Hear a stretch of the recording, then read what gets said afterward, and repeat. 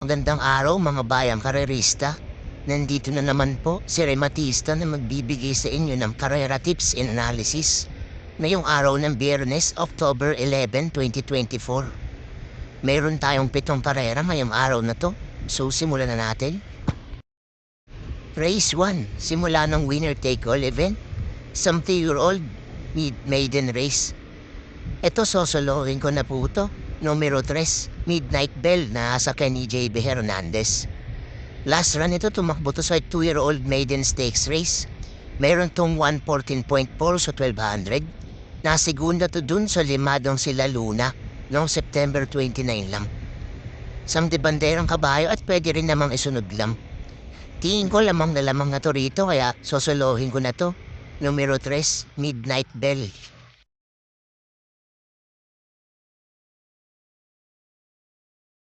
Lipat naman tayo rito sa race 2. Simula ng Peak 6 event.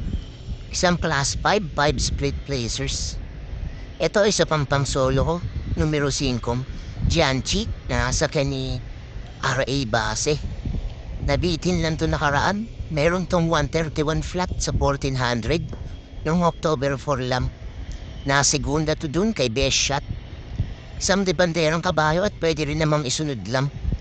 Tingin ko makakaraos na to rito dahil maunti na ang mga kalahok at wala na siyang masyadong kalaban. So solo ko po ulit to, numero 5, Gianchi.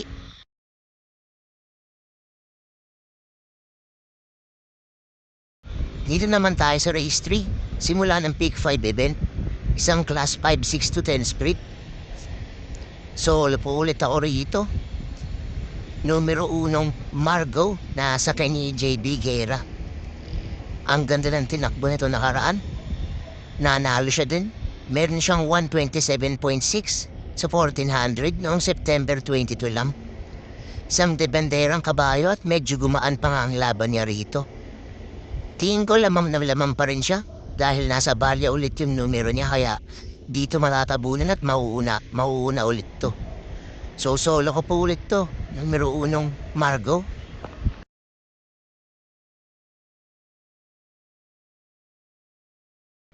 Lipat naman tayo rito sa race 4. Simula ng Peak 4 event.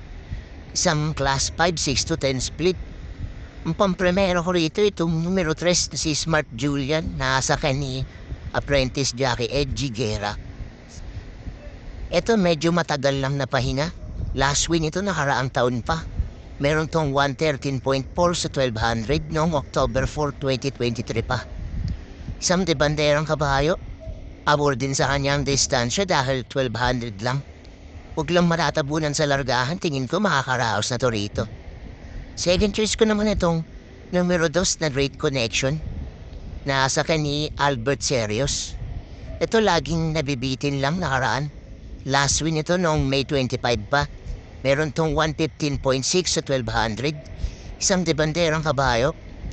Tingin ko dapat lang to sa likuran dahil marami nang matutulin dito sa race na to. Maipwesto lang ng maayos to, tingin ko malaki ang chance nito manalo. So first choice ko numero 3, Smart Julian. Second choice numero 2, Great Connection.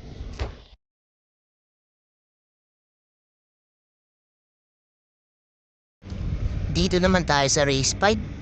Huling extra double para sa araw ng Biyernes. Isang class 4, 16 to 21 split. Ito solo po ulit ako. Numero 1, Grand Laughter na sa ni Pabs Cabalejo.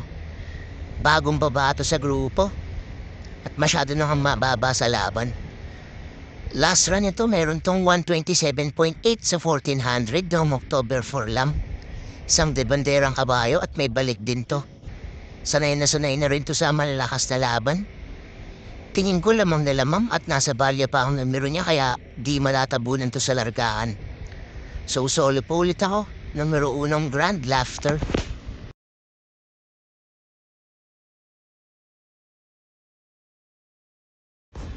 Lipat naman tayo rito sa race 6. Huling daily double para sa araw ng Biyernes. Isang class 4, 22 to 27. Ang pamprimero ko rito itong numero 8, Mang Nano na sa ni JB Bahaykay. Ito isang mahirap na karera tong race na to.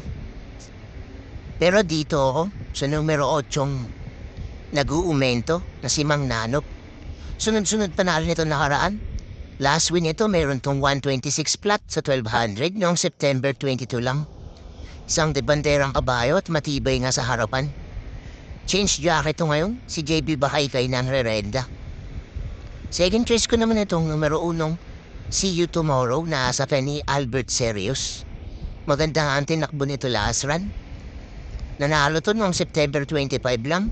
Meron tong 113.6 sa 1200. Isang debanderang kabayo rin at maganda ang numero niya dahil nasa balya at makakapwesto agad. Tingin ko aagapay lang to sa likuran dahil marami ng matulin dito sa race nito. Gamay din to ng jockey niyang si Albert Serios. So first choice ko numero 8 Mang Nanop. Second choice numero 1 See You Tomorrow.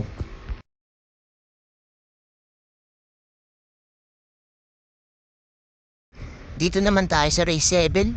Huling race para sa araw ng Biyernes at paratingan na ng winner take all. Isang class 5, 11 to 15 split. Ang pampremera ko rito itong numero 5, Don Lucas na sa ni CP Henson. Last win ito noong August 16 pa. Meron tong 129.4 sa 1400. Isang debanderang kabayo pero pwede rin namang isunod lang.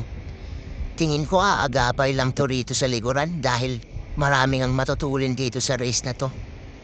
Baka sa home stretch sa Turumimate. Second choice ko naman itong numero 7, High Honors, na sa ni Mark Alvarez. Ito isang matulin na kabayo at matibay sa harapan. Last run ito meron tong 115.6 sa 1200. Na tersera to kay Queen Gabi at Ann Libern. Tinalo niya dun sa datingan si Doña Chichay. Pabor pa sa kanya yung distansya dahil maikli lang karera. Pero marami rin namang matutulin kaya atibayan na lang talaga sa harapan to. So first choice ko numero 5 Don Lucas. Second choice numero 7 High Honors.